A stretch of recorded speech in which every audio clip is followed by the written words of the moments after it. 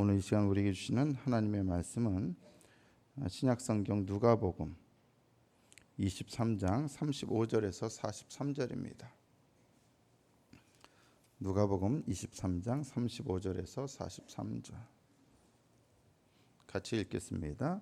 백성은 서서 구경하는데 관리들은 비웃어 이르되 저가 남을 구원하였으니 만일 하나님이 택하신 자 그리스도이면 자신도 구원할지어다 하고 군인들도 일용하면서 나와 하신 포도주를 주며 이르되 내가 만일 유대인의 왕이면 내가 너를 구원하라 하더라. 그의 위에 이는 유대인의 왕이라 쓴 패가 있더라.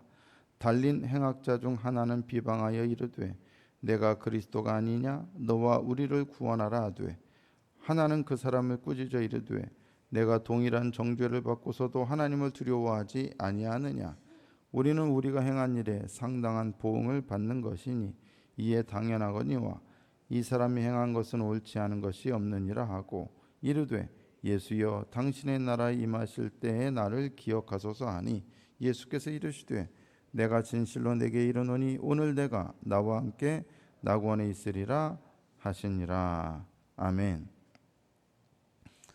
사순절 새벽기도회 제32일차 오늘 우리에게 주시는 하나님의 말씀의 제목은 십자가는 불가해한 하나님의 능력과 지혜입니다. 예수님께서 십자가에 달리자 사람들은 안타까워하고 동정하는 것이 아니라 오히려 조롱하고 막말을 쏟아냅니다. 백성들은 비웃으며 남은 구원하고 자기는 왜 구원하지 못하느냐고 합니다. 자신이 그리스도라면 너 자신이 그리스도라면 자신을 구원해 보라고 합니다. 로마 군인들은 유대인의 왕이여 너를 구원해 보라고 하며 조롱합니다. 같이 십자가에 달린 행악자 중 한 사람마저 같은 처지에 있으면서도 예수님을 향해서 막말을 쏟아냅니다. 그리스도라면 십자가에 달린 너와 우리를 구원해 보라는 것입니다. 많은 사람들이 그리스도로 믿고 추정하던 사람이 십자가에 달리자 사람들은 조롱과 막말을 쏟아부었는데 그것은 니까짓게 어떻게 그리스도일 수 있느냐라는 비난과 경멸 때문이었습니다. 사람들은 그리스도가 이런 일을 당하리라는 것은 꿈에도 생각하지 못했습니다.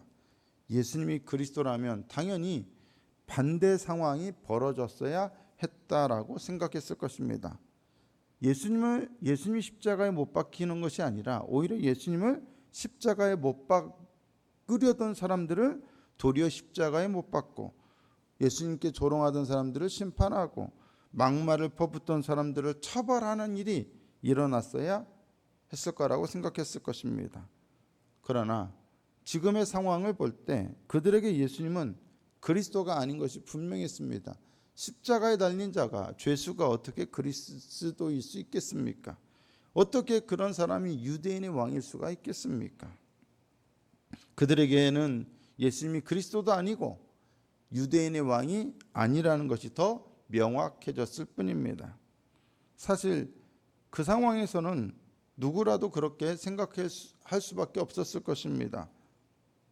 세상에서 가장 불행하고 가장 절망적인 십자가에 달린 사람에게서 인간의 구원과 영생과 소망을 기대한다는 것이 말이 되는 일입니까? 저 죽어가는 죄수에게서 무슨 구원을 기대할 수 있습니까? 무슨 축복을 기대할 수 있습니까? 세상에서 가장 끔찍한 고통을 당하는 사람이 어떻게 세상을 구원할 자라고 믿을 수 있겠습니까? 예수님의 십자가는 아무리 생각해도 이해할 수 없는 부조리이며 모순입니다. 그것은 우리에게는 불가해한 도저히 이해할 수 없는 부조리입니다. 인간이 고안해낸 것 중 가장 사악하고 끔찍하고 고통스러운 처형형 틀에서 하나님이 자신을 계시하신다는 것은 인간의 생각과 논리와 이성으로는 도무지 창작해낼 수 없는 이야기입니다. 하지만 하나님은 실제로 그렇게 하셨습니다. 십자가를 통해 하나님은 당신이 어떤 분이신지를 분명히 계시하셨고 또 우리 죄인들을 구원하시는 능력과 지혜를 보이셨습니다. 그 누구도 전혀 생각지 못했던 십자가를 통해서 하나님은 놀라운 일을 이루셨습니다. 그렇다면 우리는 분명히 알아야 합니다. 무엇을 알아야 합니까? 하나님이 어디에서 나타나시며 하나님이 무엇을 말씀하시며 하나님이 어떤 일을 하시며 하나님이 누구이신지에 대한 우리의 이해, 우리의 편견, 우리의 고정관념을 더 이상 우리는 고집해서는 안 됩니다. 하나님은 우리의 이성과 논리와 상상력과 지혜와 지식을 초월하여 당신의 일을 행하시는 분이십니다. 인간의 머리로는 도무지 하나님을 알거나 이해할 수 없습니다. 하나님의 진리, 하나님의 구원, 하나님의 말씀은 인간의 이해의 역량을 벗어나 있습니다. 우리가 알 수 있는 일, 해야만 하는 일은 그저 하나님께서 우리를 위해 하시는 일을 믿음으로 받아들이는 것뿐입니다. 우리는 하나님을 어떠한 경우에도 설명할 수 없습니다. 역사 속에서 그분이 하시는 일이 우리에게는 그저 불가사의하게 보이기 때문입니다. 때문에 하나님을 특정한 사건이나 상황, 인간의 이성적인 관념과 사고 속에 묶어두는 순간 우리는 하나님을 왜곡할 수 있게 됩니다. 그리스도는 십자가에 못 박힐 수가 없어 라고 단정 짓는 순간에 우리는 하나님께서 그리스도를 십자가에 못 박으심으로써 인류를 구원하시고자 하신다는 그 사실을 왜곡하는 것이 됩니다. 모독하는 것이 됩니다. 그리스도가 십자가에 달릴 수 없다는 고정관념은 결국 그분의 의로우심을 보지 못하게 사람들의 생각과 눈과 귀를 막아버렸습니다. 지금까지 유대인들의 역사와 그들이 가지고 있는 율법적인 이해 안에서 그리스도를 이해하고자 했기 때문에 유대인들은 하나님의 전능하심을 자신들의 이해의 한계 안에 가두어 버릴 수밖에 없었습니다.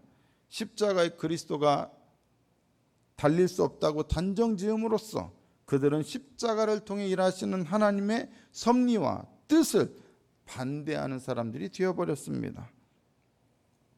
하나님의 부재를 느낄 만한 고통스러운 경험을 통해서도 하나님은 하나님의 임재를 경험할 수 있도록 해주신다는 사실을 알지 못하면 우리는 결코 우리의 고난과 고통 속에 찾아오시는 하나님을 만날 수 없습니다.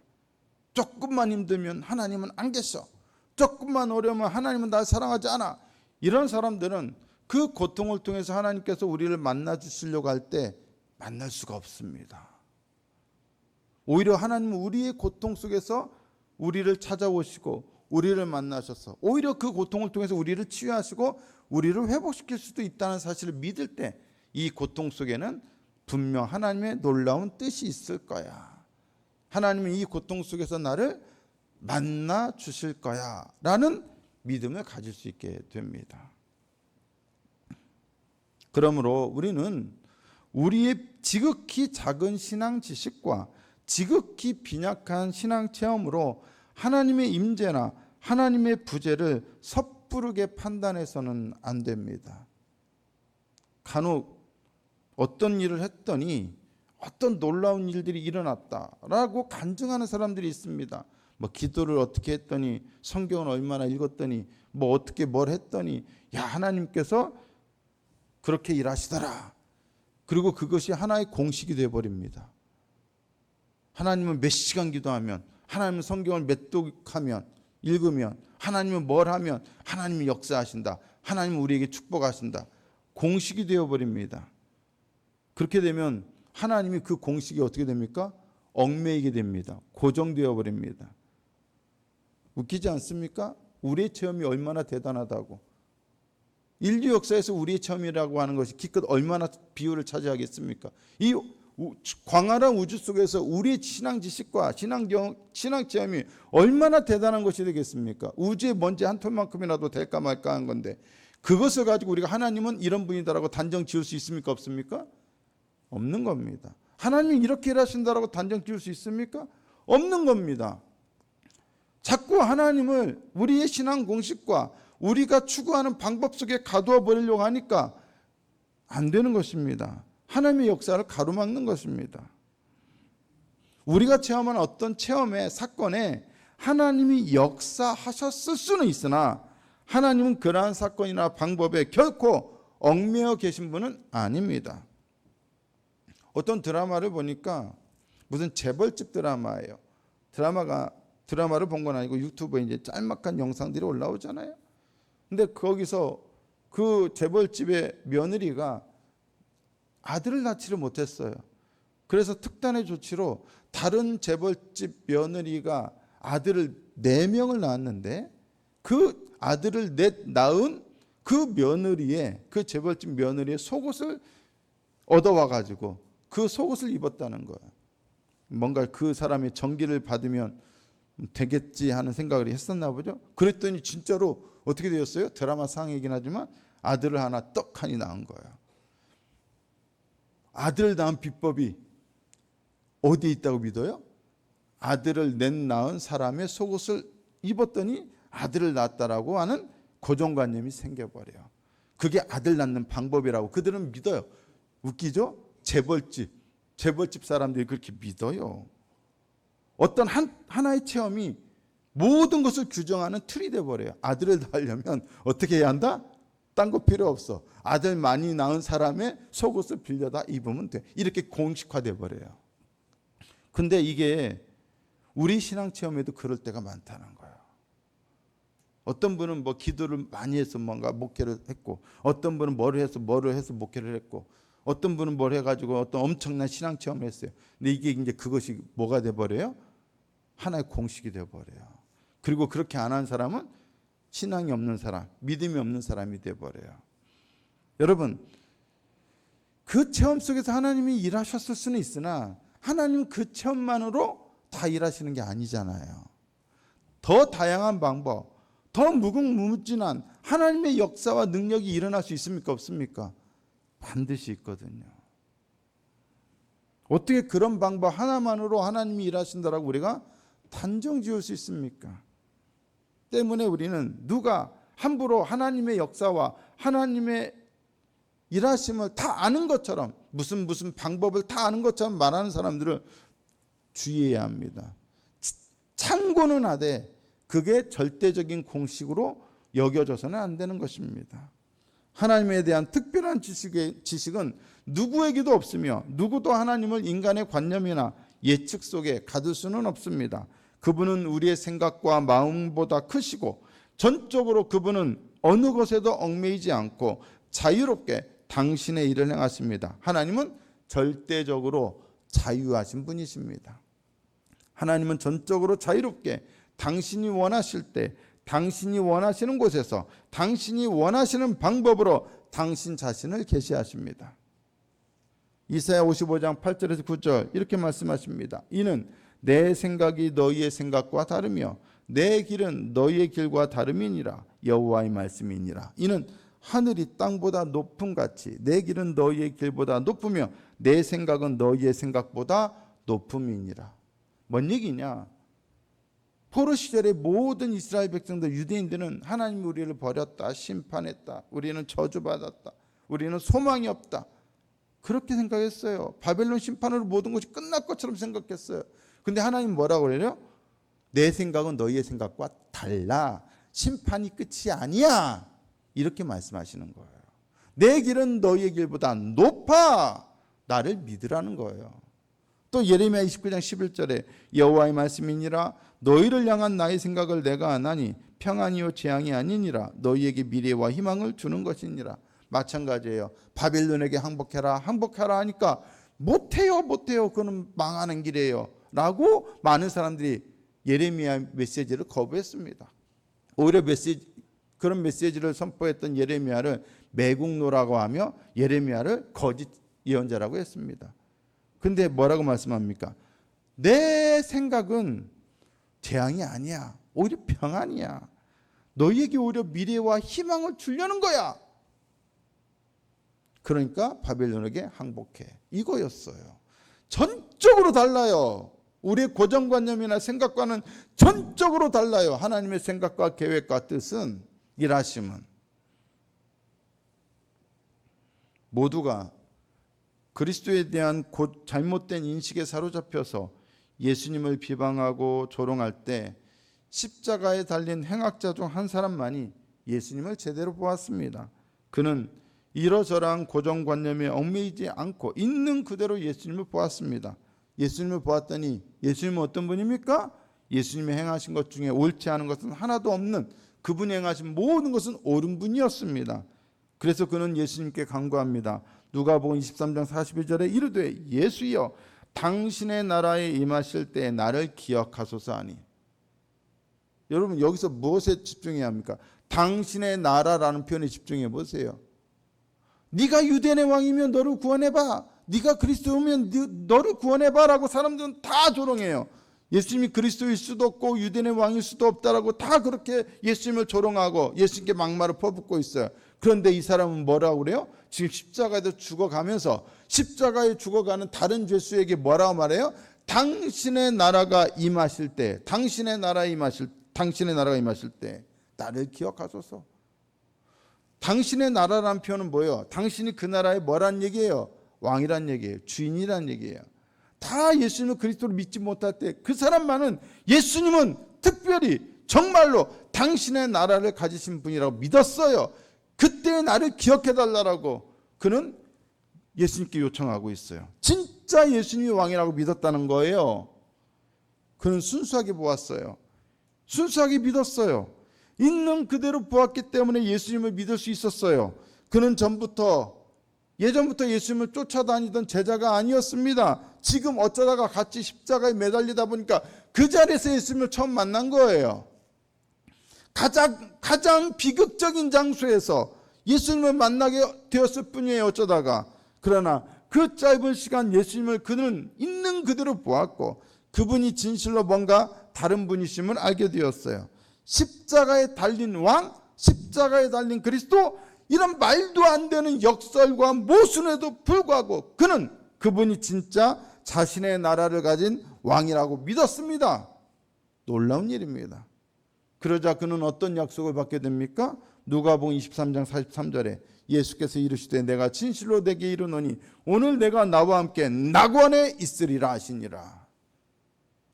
범죄자는 어디로 가요? 스올로 가야 돼요. 근데 스올이 아니라 오늘 네가 이 십자가에서 못 박아서 죽게 되면 넌 스올로 갈 거야. 넌 죄를 많이 지었으니까. 가 아니라 오늘 네가 나와 함께 의인들이 거할 것이라고 여겨지는 낙원에 함께 있을 거야. 걱정 마. 여러분, 가장 비극적이고 절망적인 상황에서 그는 예수님께 간구했고 그 가장 절망적인 상황에서 그는 가장 위대한 희망을 약속받았습니다. 우리는 고난만 조금 있으면 안 돼, 힘들어, 어려워, 하나님은 우리를 복주시지 않아 라고 단정짓기 쉽지만 하나님은 결코 그렇게 단정지을 수 있는 분이 아닙니다. 오히려 우리 고난 속에서 어떻게 하십니까? 역사하시는 분이에요. 제가 32일차 오늘까지 매일매일 설교를 막 하잖아요. 사실 쉽지 않거든요. 요즘 계속 제가 새벽 일찍 일어나요. 평상시보다 훨씬 일찍 일어나요. 전날에 설교를 준비 다 해놓고도 또 일찍 일어나 다시 설교를 또 다시 점검하고 준비합니다. 피곤하거든요, 사실은. 그런데 제가 이렇게 열심히 준비하고 영상으로 묵상하라고 해도 우리 성도님들이 영상으로 묵상을 많이 안 하는 것 같아요. 어떻게 하냐? 조회수를 보면 알잖아요. 왜 이렇게 묵상을 안 하시지? 그래서 내가 괜히 쓸데없이 혼자 쓸데없는 짓 하나? 혼자 쓸데없이 에너지를 쏟아내고 있나? 그런 생각도 좀 가끔 들 때가 있었거든요. 근데 어제 집사람이 저희 어머니랑 통화했는데 집사람이 어머니께 요즘 어머니 가끔 이제 어른들이 토닥토닥 할 때가 있잖아요. 아버지하고는 어떻게 요즘 사이좋게 지내세요? 그랬더니 우리 어머니가 그러시는 거예요. 요즘 내가 그래도 기도 생활을 해서 그런지 사이좋게 지낸다 그러는 거예요.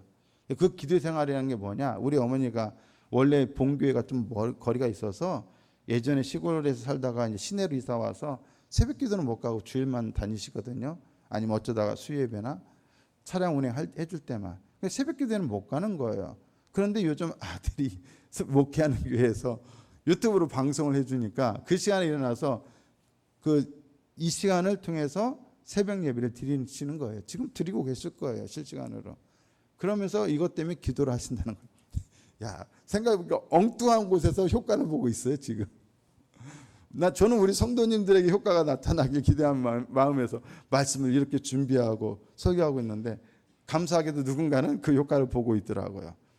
뭐냐? 내가 생각하는 방식대로 하나님이 일하시는 것은 결코 아니에요. 아니, 그 생각을 오히려 뛰어넘어서 하나님은 일하실 수 있다는 거죠.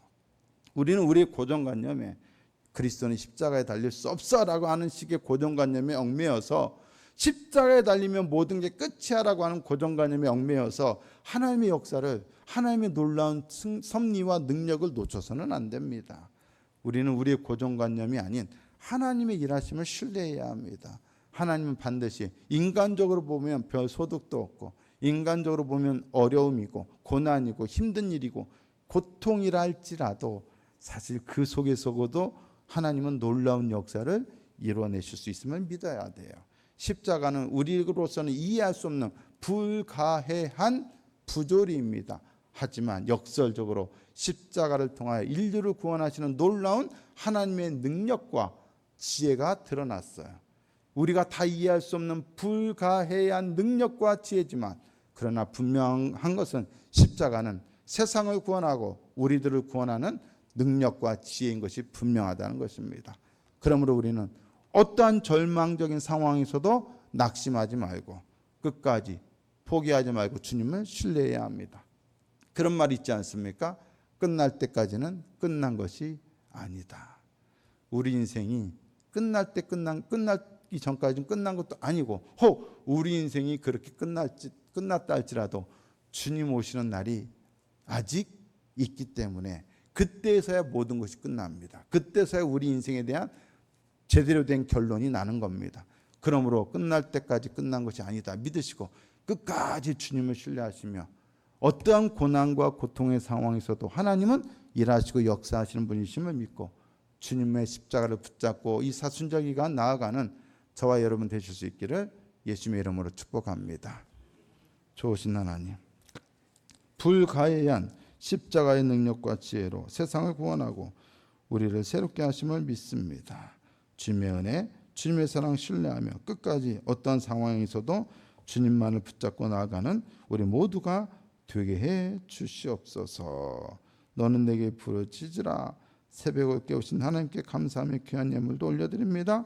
기쁨으로 음양하시고 귀한 예물 드린 손길을 붙드사 새벽을 깨울 때 하나님께 부르짖을 때마다 놀랍도록 응답하시고 역사하여 주시옵소서. 예수님의 이름으로 축복하며 기도드리옵나이다. 아멘.